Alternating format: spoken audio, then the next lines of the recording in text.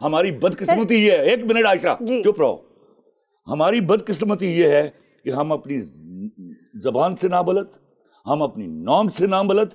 हमारे यहाँ मैं अभी एक तस्वीर देख रहा था, हमारे एक एक्टर है जो हॉलीवुड में काम करके आए हैं, वो पूरा सूट पहन के टाई लगा के बो लगा के बैठा हुआ है और बीवी उसकी नंगी है क्योंकि वो बाहर की है। और यार कौन सी दुनिया में रह रहे हो तुम लोग? ये वो जुल्म है। मैं बार बार कहता हूं आप विमेन राइट्स की बात कीजिए, उसको शादी मर्जी से करने दीजिए, उसका पहला शरई हक है, उसको प्रॉपर्टी में हिस्सा दीजिए, उसका शरई हक है, उसको इक्वल अपॉर्चुनिटीज ऑफ जॉब दीजिए, इक्वल वेजेस दीजिए, उसको पढ़ने दीजिए। पर मैं बोलना चाहता हूँ जी sir, give him time to talk. बिल्कुल। अच्छा, अब बात यह है कि अमेरिका में रेप होता है, बिल्कुल होता है, और ये हम पाकिस्तानियों की अल्टीमेट डिफेंस है। Let's be their worst, not our best. Yes. Whereas I say we need to be our best. This is why can't we be that? Yeah. America does not matter to me. India does not matter to me. अच्छा, एक minute Ayesha, एक minute ठहरो। मैं आपको एक पहली बात तो सबसे इम्पोर्टेंट बताऊं कि मैंने अपनी बेटियों को वो एहतराम दिया जो मेरे मजहब ने अलाउ किया था मुझे। मेरे यहाँ मेरी बेटी को ओफ नहीं कहा जा सकता। Nobody can dare say this. मेरे यहाँ मेरी बीवी की हुकूमत है। अब हमारे अगर हमने दोनों ने आईना देखना है ना तो खुदा जानता है आईना शर्म से डूब के मर जाएगा। लेकिन सर हम शर्मिंदा नहीं होंगे। सर लेकिन एक मिनट आशा सुनो, बात को खत्म होने दो। जी। सवाल ये है कहीं ना कहीं जब वो चीखता है या मैं चीखता हूँ, बात हम कहीं वहीं एक कहना चाहते हैं। उसका कहने का तरीका अलग है, मेरा कहने का तरीका अलग है। मेरा भी अलमिया है, मुनीब का भी अलमिया है कि मेरे यहाँ औरत पर जुल्म होता है, लेकिन खुदा गवाह है हमें भेड़िया मर्द और भेड़िया औरतों को अलग करना होगा। ये 4-6 एग्जाम्पल, एक मिनट आराम से सुन लो ना, तुम्हें प्रॉब्लम क्या है? सर मैं सुन रही हूँ सर मैं सर सुट के सुन रही हूँ आपकी बात। देखो, मैंने अपनी जिंदगी में 2 वाकयात सुने जिसमें लाश को कब्र से निकाल के रेप किया गया, इस पर फिल्म बन गई। ठीक है, सवाल ये नहीं है, सवाल ये 2 वाकये हैं मेरे पाकिस्तान की तारीख में, जब से मैं इसको ऑब्जर्व कर रहा हूं। ये एक गंदा, घटिया, बदबूदार वाकया है। इसको मैं अब आपको एक और मिसाल देता हूं। ये घटिया तरीन मिसाल है, लेकिन खुदा की कसम इस वक्त कोट करना बड़ी जरूरी है। मेरा एक दोस्त डिस्ट्रिक्ट सेशन जज लगा, मेरा लंगोटिया था सियालकोट में, तो उसने मुझे, हम गरीब लोग हुआ करते थे, अब अल्लाह ने मेहरबानियां कर दी तो हम एक दूसरे को दिखाते हैं ना, फिर यार चेक कर। तो उसने मुझे अगले दिन कहा कि आके खाना खा। तो मैं कराची से आया और मैं गया उसके पास सियालकोट, तो मजिस्ट्रेट की मीटिंग चल रही थी और ही वॉज हेडिंग इट। तो मुझे बिठाया गया कि 15 मिनट दे दीजिए। 15 मिनट बाद वो आया तो वो डिप्रेस था। मैंने कहा क्या बात है? उसने कहा खलील, मेरी अदालत में 1902 केस हैं जिसमें बाप ने बेटी को, भाई ने बहन को, मामू ने भांजी को, नाना ने दोती को, दादा ने पोती को रेप किया है। अब ये वाकयात अगलियस्ट हैं, ये कहानियों में बयान होने वाले नहीं हैं कि अब इसको इस पर मैं ड्रामा बना दूं। ये वो घटिया लोग हैं जो माशरे के लिए जिल्लत का बायस बनते हैं। और तुम्हारा क्या ख्याल है, ऐसी औरतें नहीं हैं? If I try to start mentioning, तो आपके पास यहाँ डिलोजी वालों का वाकया है बहुत बड़ा, जब उनकी माँ ने बाप को उसके अपने यार के साथ मिलकर उसके सामने मारा। और फिर हजारों वाकयात है, आप उठाइए अखबार, जिसमें औरतें अपने आश्रम के साथ भागी और बच्चे नहर में फेंके, ये मौजूद हैं। सर आप ठीक कह रहे हैं, लेकिन सर हम देखिए, हम कबूतर तो नहीं बन सकते कि आंखें बंद करके बैठ जाएं कि हमने अपना मुल्क का सबसे अच्छा चेहरा दिखाना है। सर फिर हम अपने बच्चों को कैसे परवान चढ़ाएंगे? उनको सच और झूठ का फर्क कर रही हूं। मैं एक बुरा चेहरा लेके आया जी sir. The topic was this जी कि मेरे यहाँ जर्नलिस्टों ने पैसे खाए। जी हाँ, वो तुमने बुला दिया सबको। नहीं, अग्री करती हूँ कि जी चिंगारी तो लग गई है भैया।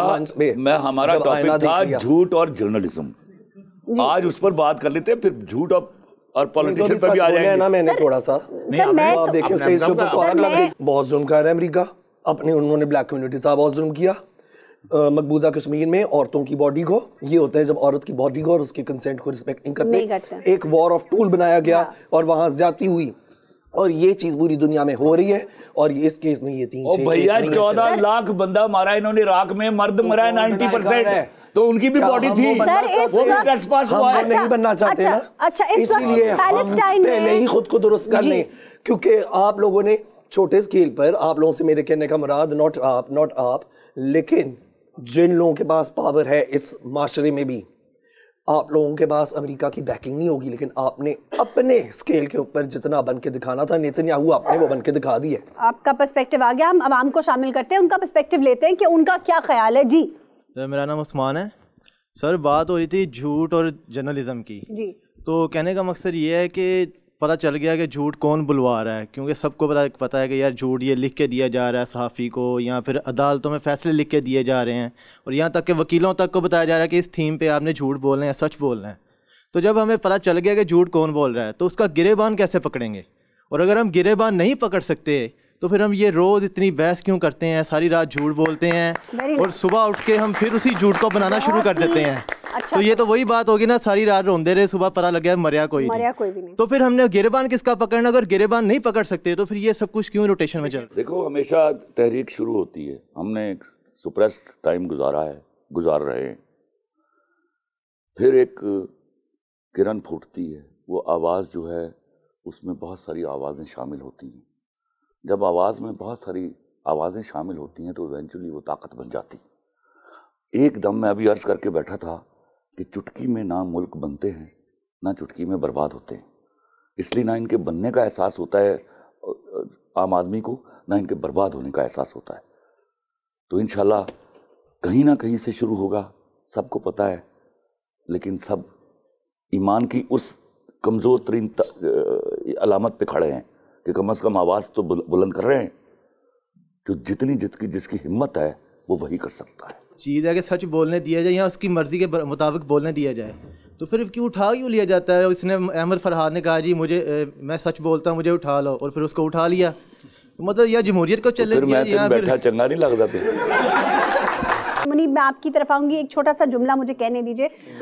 सर, ये इस बात को मानना चाहिए हमें ऑन एवरी लेवल के देखें, जर्नलिज्म में झूठ इसलिए नहीं सिर्फ बोला जा रहा कि वहाँ पे पैसा चल रहा है, या सहाफ़त बिकी हुई है, या सहाफ़ी बिका हुआ है, या वो किसी एक पॉलिटिकल पार्टी के साथ है। इस चीज़ को हमें मानना पड़ेगा कि एक खौफ का, जबर का, जुल्म का जो माहौल है ये हमें मजबूर कर रहा है, क्योंकि हर एक में इतना पीछा नहीं है कि वो आपकी तरह जेल काट के आए और सच बोले जी। हर एक में नहीं है, किसी के बच्चे हैं, किसी के भी घर में रोने वाला कोई नहीं, किसी की बैकबोन कोई नहीं, कमाने वाला कोई नहीं होती लोगों में इतनी हिम्मत कि वो खड़े होकर जुल्म का मुकाबला कर सकें। नहीं सर, पैसे की बात नहीं करी, एक मिनट मुझे जवाब तो दो ना। सिर्फ पैसों की वजह से नहीं, सवाल तो ये असल में तो इशू ये खड़ा हुआ कि पहले ये एक खबर हुआ करती थी, अब इसकी तस्दीक आने लग गई और बहुत सारे सहाफ़ी अभी तक बोले नहीं इसके खिलाफ। ठीक है जी।